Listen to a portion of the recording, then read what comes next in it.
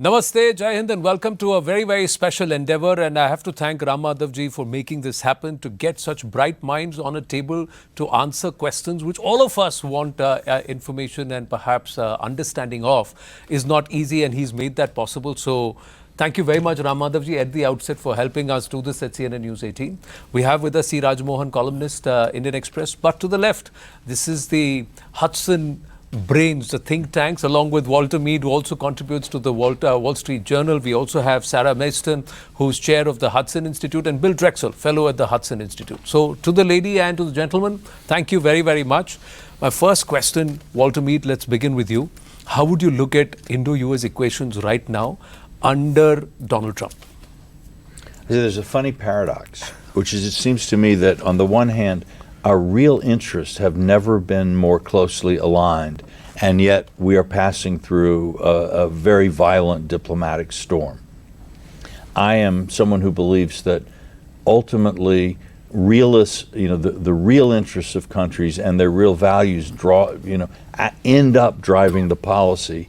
So I tend to think that what we're seeing now is more a passing storm than something that will permanently change the landscape. But, the future is the future, and it's dangerous to predict. Are many counting back the 3.5 years of Trump's tenure so that this passing storm passes by? Is that what's happening, Sarah? Who can predict the future? But I think even under Trump, and I would defer to my colleagues, he's smart enough to understand that Indian interests and American interests will align. Mm-hmm. So you differ with Walter there? Because Geeta Gopinath has also come out and said, where is 6 months? Where is the liberation that's happening? The inflation is being seen of the Americans. The revenues have come from the Americans.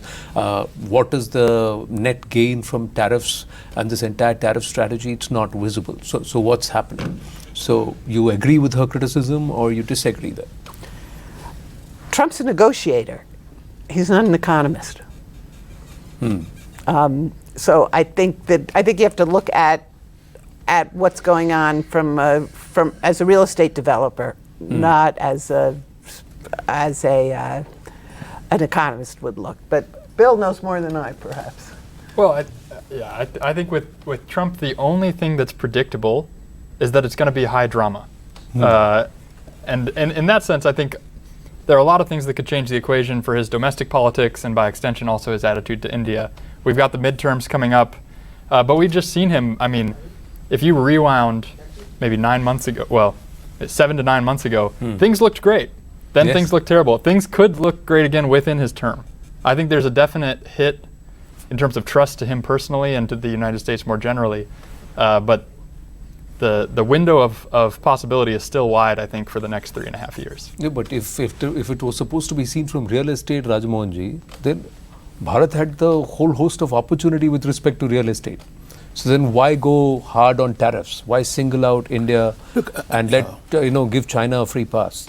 Look, I think, we got to see how the US domestic politics has evolved. I think there is deep discontent with the trade policies of the United States, mainly from the people who lost out from that. And they became the critical factors in shaping the election outcomes, I would say 2016, 2020, and in 2024. So I think he's catering to that particular audience. Second, I think there is also deep unhappiness with the American overcommitment abroad. On both these issues, the conventional arguments are very strong, but on the economic side, he's completely defined every single conventional argument of the economists. Maybe eventually he will be proven wrong, but I think you'll have to arrive at a new balance on US can't be the only market for exports by other countries, nor will US be the sole security provider outside. So on both these, I think US will settle down to a new balance, a new equilibrium, but I think we are going to go through that storm till we get there. You agree, disagree? So what really surprises me, Walter, I was there in US 3 weeks ago.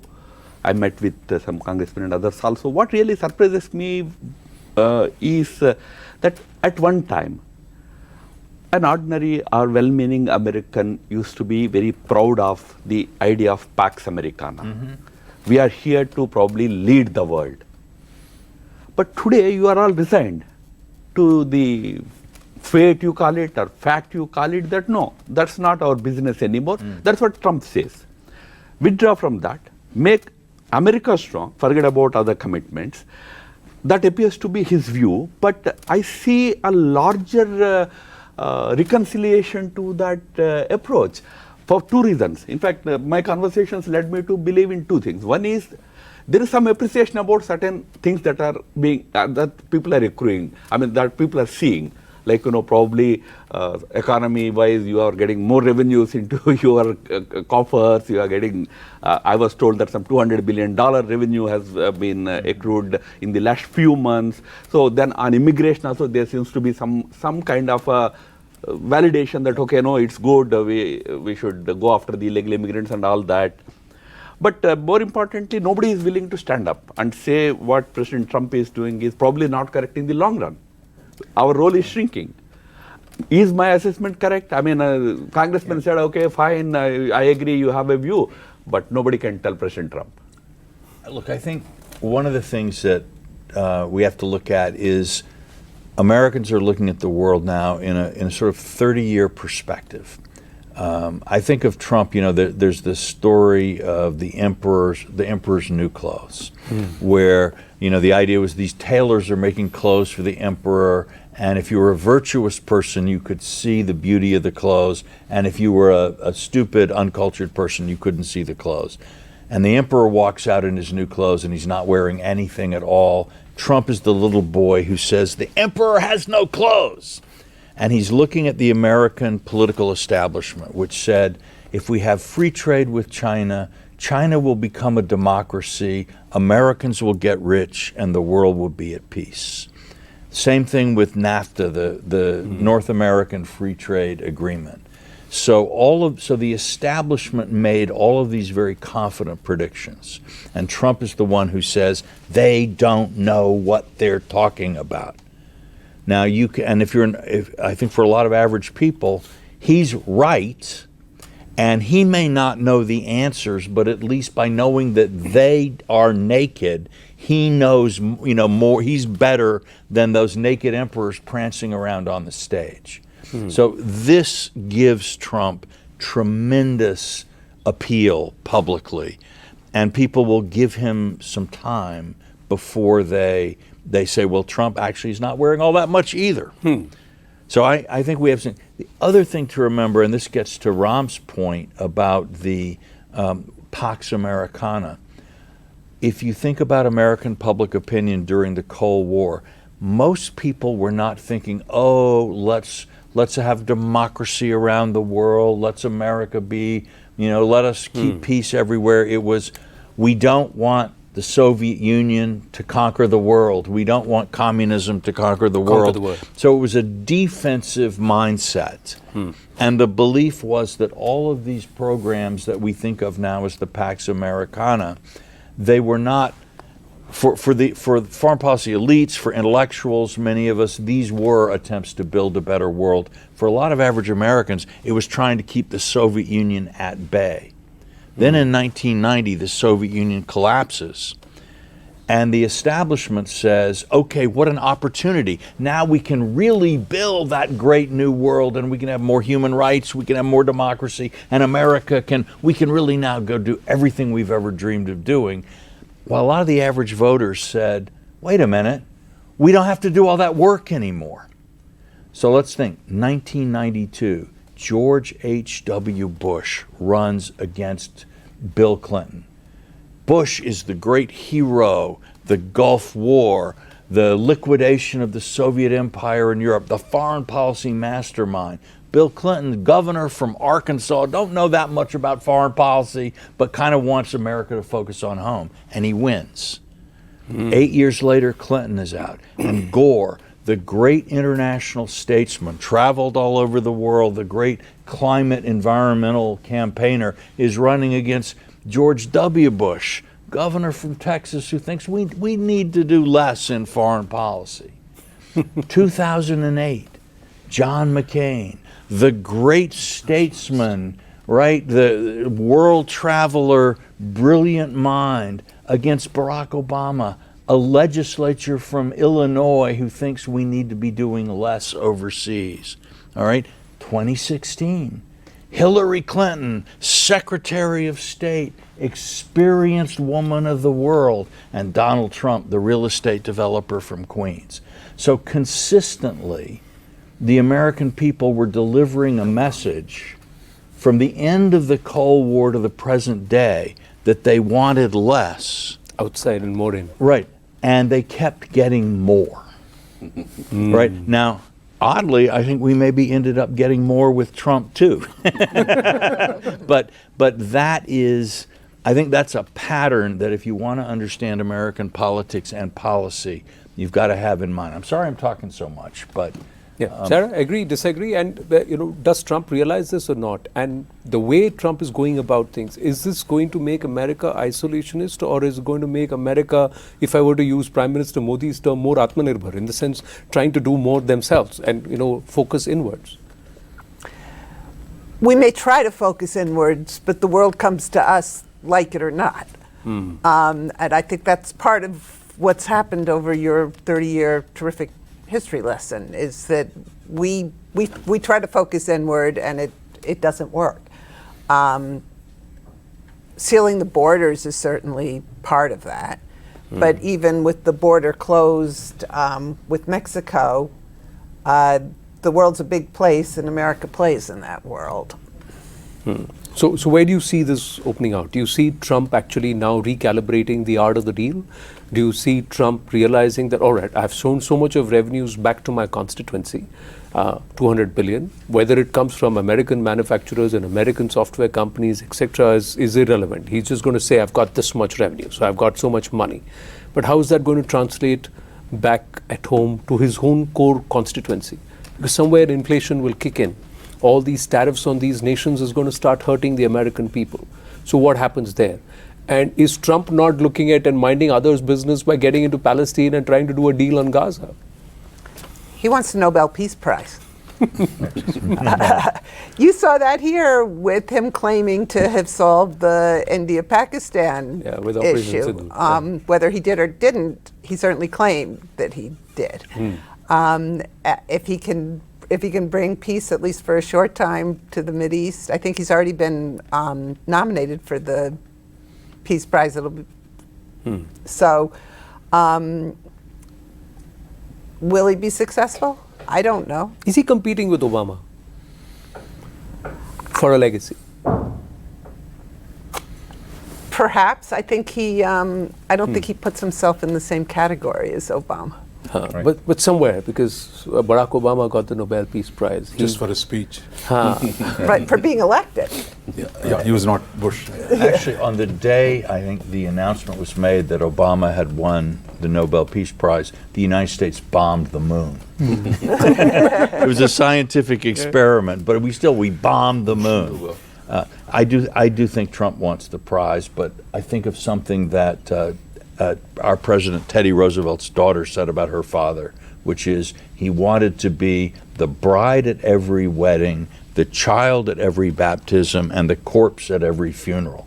Donald Trump wants to be the center of attention, of everyone's attention, all over the world, all the time. No issue anywhere on the planet should be settled without Donald Trump's intervention, and Donald Trump's intervention in the issue needs to be decisive. I think that actually, more than anything else, explains what happened with Pakistan in that last war, that his need to make this an episode of the Trump show rather than an event that is understood on its own terms drove both his policy and his statements about his policy. So did that post on Truth Social start the derailing of equations with Bharat? It certainly rattled, in a sense, half an hour before the Indian Foreign Secretary went public to announce the suspension of hostilities. Trump puts out a tweet saying, I did it.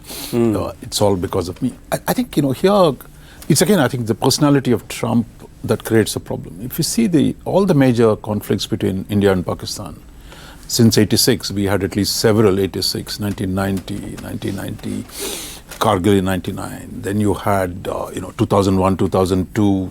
So in every crisis, Americans did step in. Yeah. But this is the first time the president goes out in front. I sorted it out. Because sometimes, somebody might write a memo or, after he steps on and says, look, we made some phone calls. But this man's, desire to be seen, as Walter was saying, I did it. Otherwise, look, I think we could have managed it if we had really given some space. And since then, hammering that point, even last night he said it. Yeah. So there is, I think, which irritates any other leader. And I think it's very difficult for any large democracy to simply accept a foreign leader has fixed this problem. So I think that's what, now we're trying to overcome it.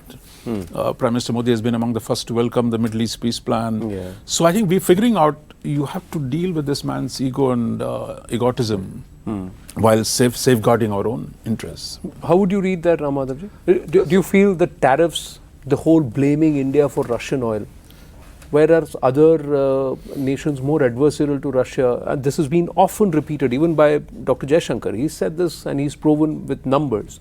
China continues to buy more oil and it's a different equation altogether. Now, where does this happen? And especially when, that we were seen or India was seen and PM Modi was seen as someone very close to President Trump.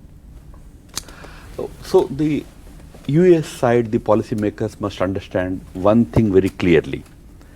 If it is just about tariffs, there could have been negotiations. Rajmohan also was suggesting that we could have negotiated and probably agreed upon something. Now, I would like to draw your attention to what happened between President Trump and the Chinese side. He imposed 50% tariffs on them. China imposed counter tariff 50%, then imposed another 100%. Yeah. It became 150% by June. Yeah. And middle of June, President Xi Jinping picked up the phone and had a conversation with Trump. And they are today at 29% or 30% tariffs. So tariffs are negotiable, whether it was for China or for India. But for us, the challenge is if you mix it up with domestic or international politics and you bring in Pakistan also into it and claim totally incorrectly, because absolutely there was no role for the US on that issue of ceasefire. There were warnings given by Vice President of USA and of course the Secretary of State to their counterparts. But there was never any intervention from President Trump's side. Yet the claim went on and on. So we strongly said that don't mix up these two things. Try and do that with China. Try and rake up Tibet. Try and rake up human rights issues in China. You will never have any settlement on tariffs with China. Countries have their own self-respect. That appreciation is somehow not, it is not being appreciated in the White House circles especially. I see it that way. On Russian oil also it is quite clear.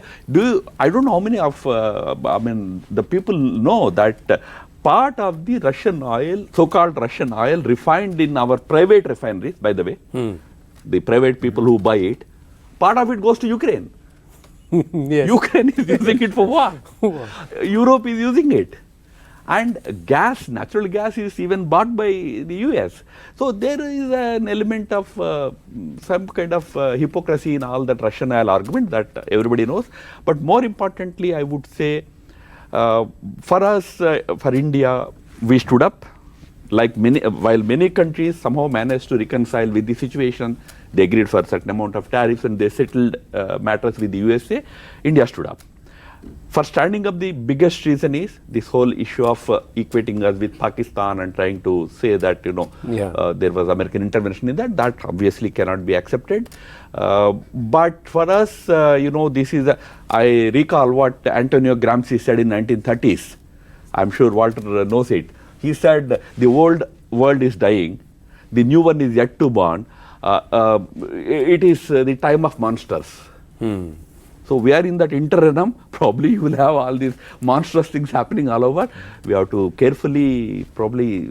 No, but is that also because of the American view of India and India not subscribing to that particular view, Rajmohanji? No, I think we should say America as a whole, right? I think there are parties, there are administrations. After all, Trump in the first administration reconstructed the Indo-Pacific, revived the Quad, actually expanded the whole strategic engagement with India.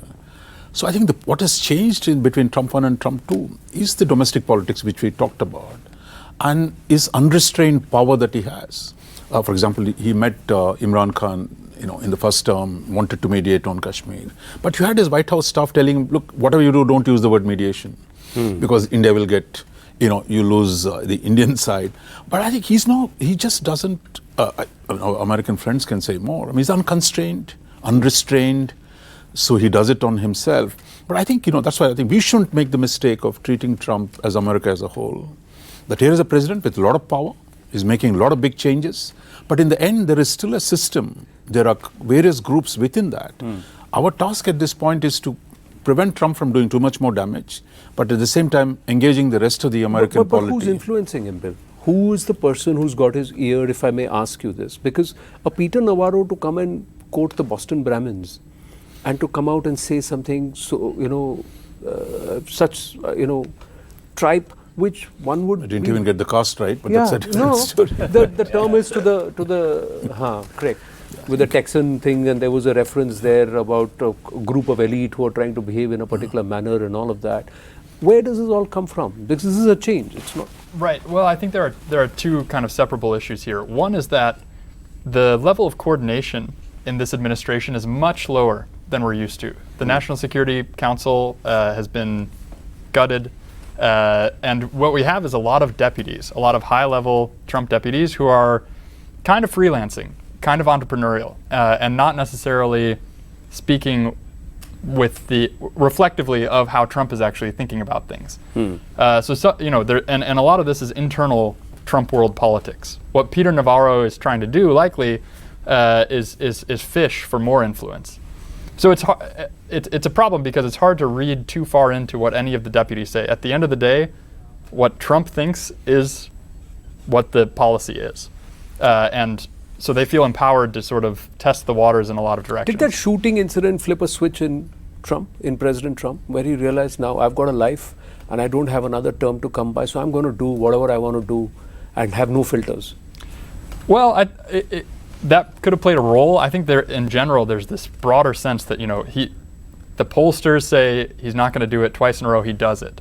And it's in his own way, and his confidence just keeps building, right? And the circle around him more and more are people who don't like to tell him bad news. So as it stands, I think his confidence is very high, and he'll go the way he wants. And I think to your prior question, my sense is there is no one who has his ear right now with a very strong intuitive sense of India. And this is a major problem. Our bureaucracy has not caught up to the importance of India geopolitically, and it needs to. And our talent pipelines have not even caught up. If you look at, ostensibly it looks like there are huge people-to-people ties, and that's true. We have so many Indian students coming to the United States, but if you look in reverse, the number of university students from America that come to India is fewer than the number that go to Ghana, than the number that go to South Africa, than the number that go to Ecuador. You look at the number of Hindi speakers, Hindi students in universities, tiny. It's a tenth of the number who study Korean. Why is that? Well, so I think there's just been habitual underinvestment in the civil society bonds in the relationship. And that's something that we're trying to work on right now, but we really need to mobilize quickly because there's a huge gap relative to the importance of the US-India relation that needs to be filled. So elaborate on that, Sarah, if we can understand what is it that India needs to do to improve this, or what is it that we as a nation have not been doing? I don't think it's your fault. I think it's our fault. Okay. I think we haven't, as a civil society, thought about how do we create ties to India. Why would people rather study Korean than study Indian? Or Hindi. Korea is an important country. India is a much bigger country. We have more to gain, perhaps, by creating stronger ties. And that's what we at Hudson are working very hard to to do.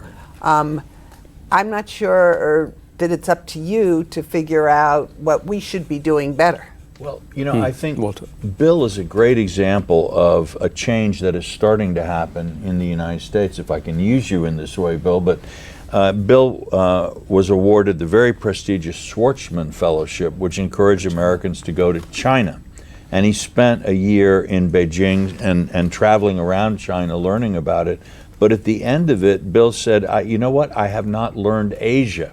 If you have spent time in China, that's not enough. So he actually arranged his own fellowship with the people at JNU and used that as the basis for a year of travel and study in India, which has given him a kind of a passion for the understanding of India and for the U.S.-India relations.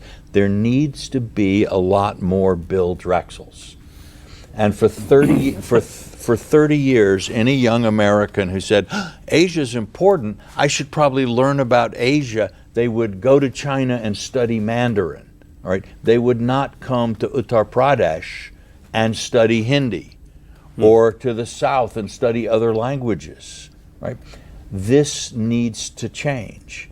So I don't know how to fully do that, but many of us in the think tank world, in the university world, are working on building exchanges. And I can say that both of our friends here at this table have been very much involved in promoting a new wave of exchanges, because there have to be people around any president, I don't care what the president's policies are or politics are, who just know how Indians tend to feel and think about what's important, what's not important, where a casual remark can set off a huge firestorm, but also where American interests and values and Indian interests and values are aligned, so that we can, through all the distractions, all the storms, we can build carefully, thoroughly, and together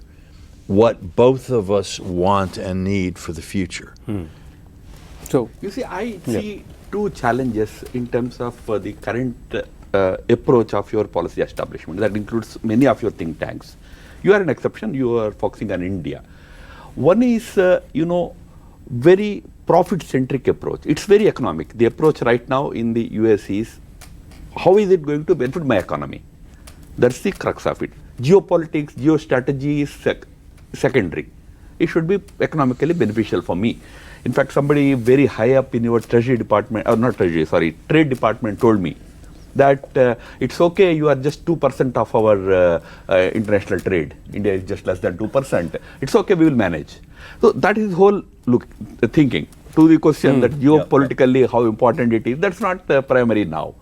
Secondly, what really is a little concern for us in India is, remember George Bush's approach, either you are with me or you are against me.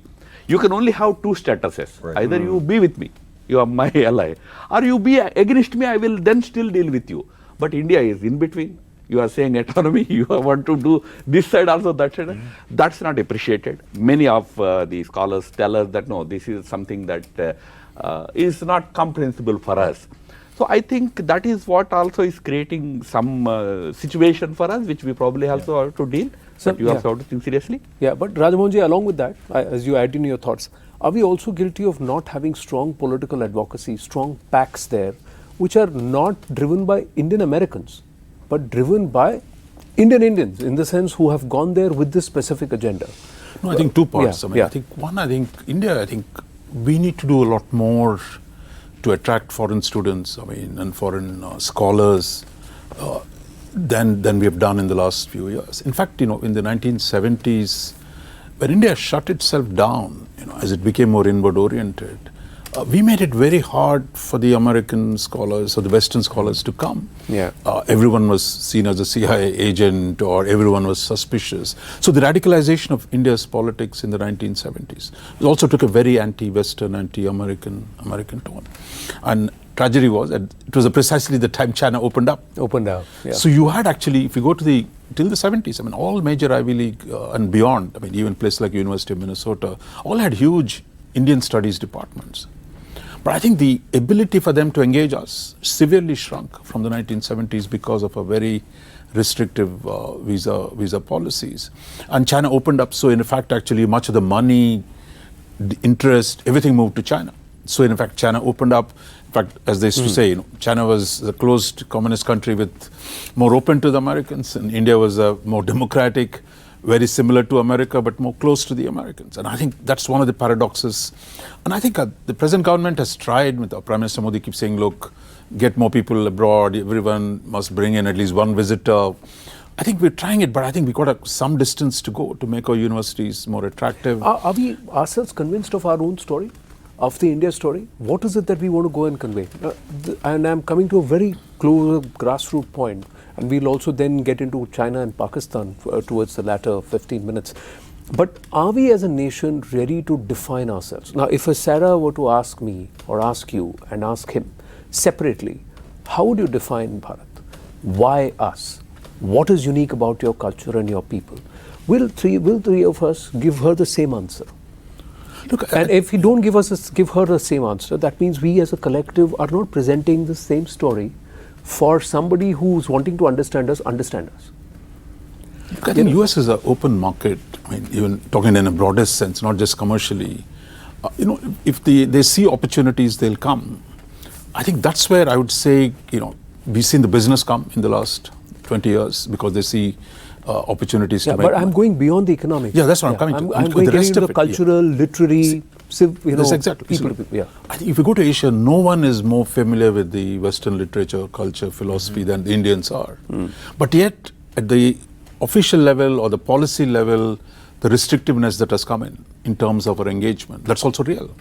So even on tourism, for example, I mean, India today, one city in Southeast Asia gets more tourists than India does. Yeah. So I think we have an issue there. India is attractive. There's a lot to see here. There's a lot to learn. But I think we got to be a lot more open in terms of how we relate to the rest of the world. Are we not guilty? Like you said, that we know Western literature, Western culture, Western history better than a lot of the nations in Asia. But have we gone ahead and propagated Indian culture, Indian literature, Indian history, Indian way of economics? How we did for a millennia. All of this as part of Indian studies. Have we specifically invested to try and push this? I would say as a government, Prime Minister Modi's government in the last 10 years has done a lot to present a particular image of India before the entire world, I would say, not just before the US. That has helped countries understand what are India's strengths today. That's why more and more people want to connect with India. To that extent, yes, we have been able to present a very positive and optimistic picture about India before the entire world. That includes USA. But to your point, whether there is enough appreciation about India's cultural, civilizational, historical, its identity and all those things, obviously that's not just the job of the government. That has to be done by academic institutions, that has to be done by civil society organizations and all that. On that, in fact, I agree with Dr. Rajmohan that have we invested enough in this as Indians? Not just, we expect NRS to do a lot there, but how much have we done? More Drexels in India would do the job. In that we have to probably think seriously. No, we need to get more Bill Drexels here, and we need to get people like him to think, not just want to do it, but influence them to say, hey, don't look at Beijing, come to Bombay. Don't look at Guangzhou, come to Delhi.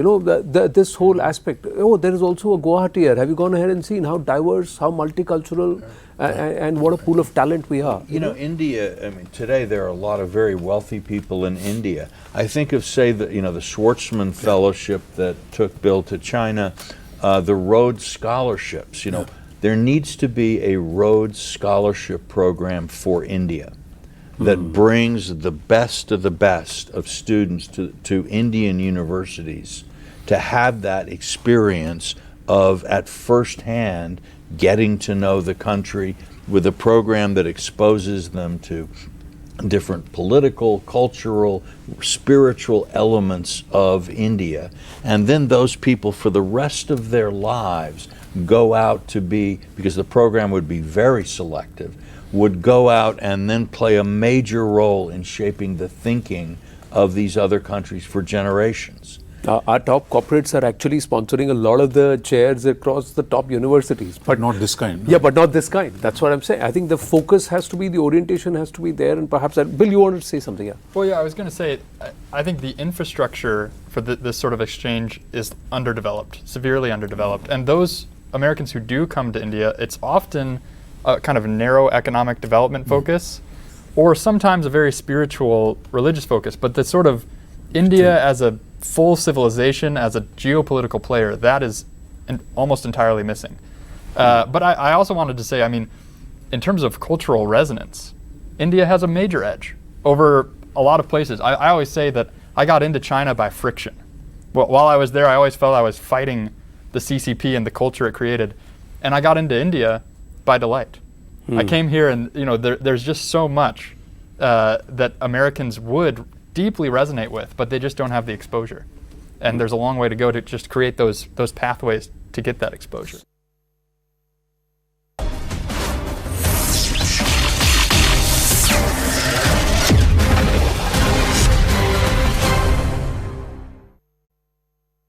This China-Pakistan equation, how do you read this? As a think tank, has Operation Sindoor been counterproductive for India because the Americans seem to be more interested in engaging a lot more with the Pakistanis? A decade spent in trying to de-hyphenate India and Pakistan, suddenly that hyphenation has happened again. And how do you see China's role in this region? Sarah? China's role is a problem. I think that China and Pakistan are aligned in a way that is bad for the U.S. and bad for India. And Walter can talk to it at length. Yeah. Well, I do think that when I say that U.S. and Indian interests are aligned closely, even while we're quarreling, our governments are having a spat at the moment. Pakistan, for about the last 5 or 6 years, no one heard much from Pakistan. They were kind of quiet. And I think many of us sort of almost forgot about Pakistan. But during that time, I think their ties with China were deepening. The two countries were thinking together. They weren't idle. They weren't doing nothing. And now we see a sort of a much more determined move by Pakistan. Obviously, the support for terror in other countries, including India, the defense pact with Saudi Arabia, I think they're launching Arabic language news and broadcast to attempt to build. I think Pakistan saw that India was actually outcompeting Pakistan in the Gulf. That India was having closer relations with the Saudis, with the Emiratis, with others, and the Pakistanis said, we must counter this. And they are trying to do that. I think there are many people in the Middle East now thinking about nuclear proliferation. Yeah. Pakistan has a long record of supporting nuclear proliferation. So I think sometimes with Chinese backing and sometimes acting on its own, Pakistan is now getting involved in the Middle East in a way that is damaging to both U.S. and Indian interests.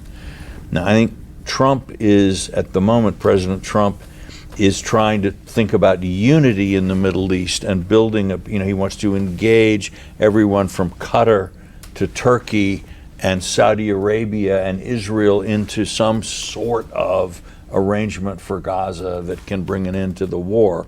So he's not, at the moment, focusing on who's helping and who's hurting in various ways. But I suspect that once he has either achieved his goals in Gaza or decided that he cannot achieve the things that he'd like to do, then we may see more attention to what is actually a kind of a dangerous action going on. But how is it that the Pakistani... Why are we so surprised about American establishment cozying up with Pakistan today? What is the history? No, Has it not been the case every time? But Ramadevji, if you were to see between, say, pre-COVID, 2019 to 2024, 25, 23, 24, America was moving away from Pakistan. The FATF blacklist happened under the Trump regime. It continued till Biden came on. So there was a time when Pakistan was finding, and Trump had called out Pakistan, saying, we've given you billions and you've used it for terrorism. You've used it against us. So there was a position there. And now we see the field marshal showcasing and making a presentation of rare earth minerals to Trump, and Trump is looking at that. There's Anand, data that about... history. Same thing happened with Musharraf. When Musharraf went to Washington, D.C., he got same treatment from President Bush. This was 2006, 2005 or 6. Now, because it is, because today we are no longer hyphenated, we don't want to be re-hyphenated, we are more sensitive today. But that has been the practice that US always used Pakistan whenever its interests demanded for certain geopolitical requirements in this region. How do we handle it is a question. That's where I come to that Rajmohan's point, that what is our bigger issue is that the way the hyphenation, re-hyphenation is happening. Now, we have a new ambassador coming. We are looking forward to him because I think after Galbraith in 1960s, who had that access to the then President Kennedy, who could have picked up phone and talked to the White House directly. Ambassador Gore apparently has that kind of an access to President Trump. But Ambassador Gore is coming with an additional portfolio for entire South Asia. Now that means that he will be settling between Islamabad and Delhi also. So how would it pan out? Is there real understanding about that sensitivity involved in that? Is there someone to sensitize the incoming ambassador or the new establishment that re-hyphenation is a very sensitive issue in India? Yeah, you know, I think one reason it is hard for some people in the American establishment to understand what you just said is because I think in the American mind today there is no hyphenation between India and Pakistan. That is to say, India is a successful, dynamic, prosperous, forward-looking country, which when we think of India, the first thing we think about is tech. We think about we think about India's new industries. It's a completely different picture. When people think about Pakistan, it's of a country that doesn't have its economy together, that is almost a cipher except for nuclear proliferations in this field. So inwardly, they're not thinking, oh, these are two more roughly equal states, the way people might have in 1955 or even 1965. I would say, I would really go with that. I mean, I think even compared to 2001, when the Great War on Terror and Pakistan and General Musharraf became the face of the war on terror, and as Trump himself said, look, Pakistan got billions and billions of dollars. See, if you compare to the situation of Musharraf, before that Ziaul Haq, who kind of helped them fight the Soviet Union in Afghanistan, or before that General Ayub Khan, compared to them, Pakistan is not in the same position today. He might get a lunch here, he might get a lot of attention, but Pakistan was central to US strategy in Asia. If you go back to the 50s, then 80s, and then in the 2000s. Today, it's not in that position. Second, I think India is much bigger. I think that's where I agree with Walter today. India at 4 trillion, Pakistan is barely struggling at $400 billion for a long time. There's no growth. There is no real reform in the economy. So I don't think we should fall into debating ourselves, are we hyphenated? We are not hyphenated. You can't hyphenate a $4 trillion economy with a $400 billion economy. So I think, look, we also I'm not hyphenating. I'm not saying India or Bharat wants to hyphenate. Like Walter said, the perception there is not sunk in that there is a 4 trillion to 400 billion difference. I think, see, for the business people, look, I mean, you might get one guy to do a crypto. But see, $200 billion of trade with India, and what, 10, 15, 20 with Pakistan. So there is a real differential today. Yeah. For example, I don't think anybody thinks that having his being a South Asia portfolio means that we're hyphenating India and Sri Lanka or India and the Maldives, right? And I think that's actually much more the way they're thinking. But to your point, Ram, there's not an understanding that because of the past, if anything that looks like it could be this, makes it much more difficult for everyone in India to focus on the real business. It creates political difficulties. It just makes life harder for your partners. So what needs to happen is that we need to find ways that the language that we describe. Right.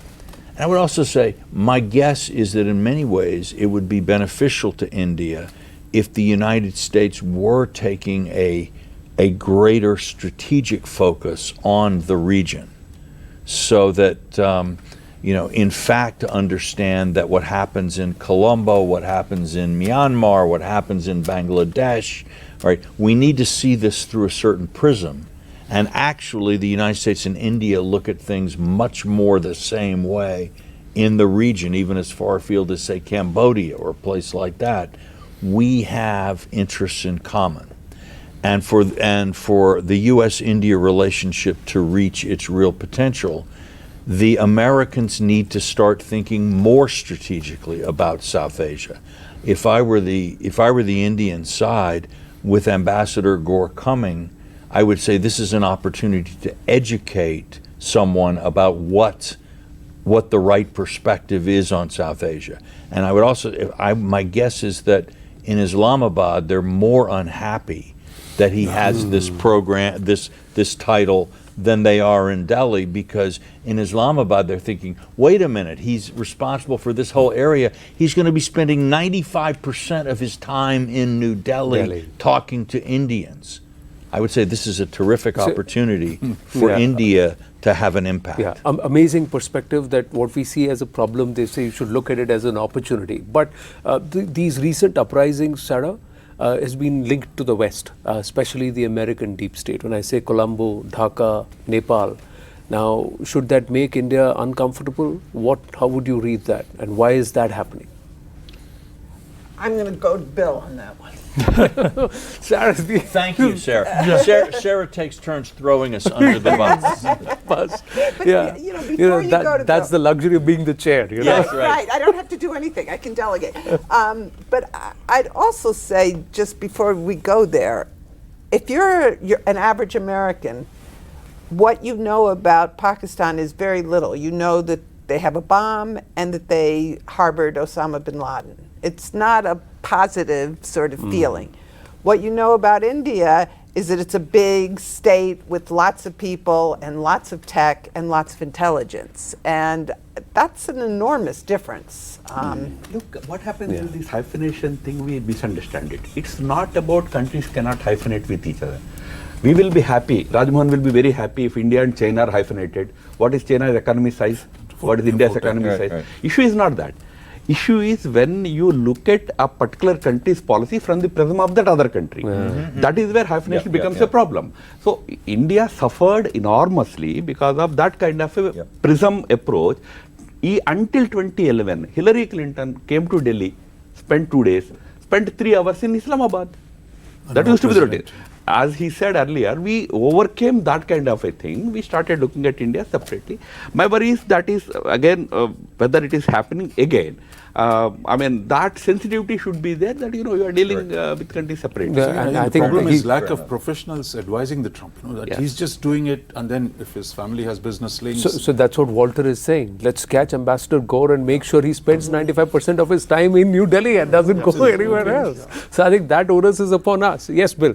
Educate us on what's happening in the region. Well, I think regionally, the extent of American involvement in these other countries and their recent unrest can be overplayed, but to the extent that the United States has been involved at all, I think it's very symptomatic of this problem that we're putting our finger on, which is that the region does not get the priority it needs.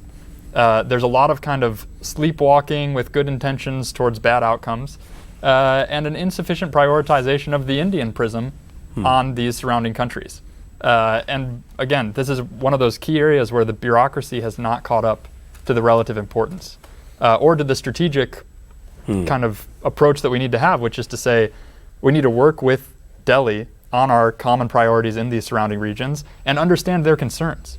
The concerns around Bangladesh were very pronounced, very clear, and my sense was that across DC, we just didn't realize it. We didn't get it. And that, again, it's a easy, fixable problem. It's just a matter of making it happen.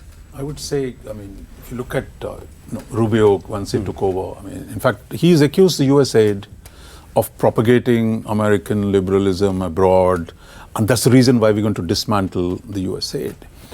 So there has actually been a temptation in the Biden years, and the liberal Democrats in general, saying they must spread the good cheer of liberalism around the world.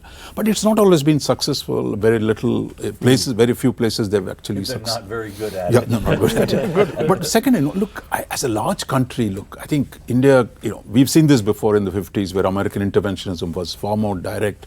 So this, okay, they're trying something. But I would say, look, I wouldn't say, give all the credit for the US deep state for the political change in Nepal and Sri Lanka or Colombo.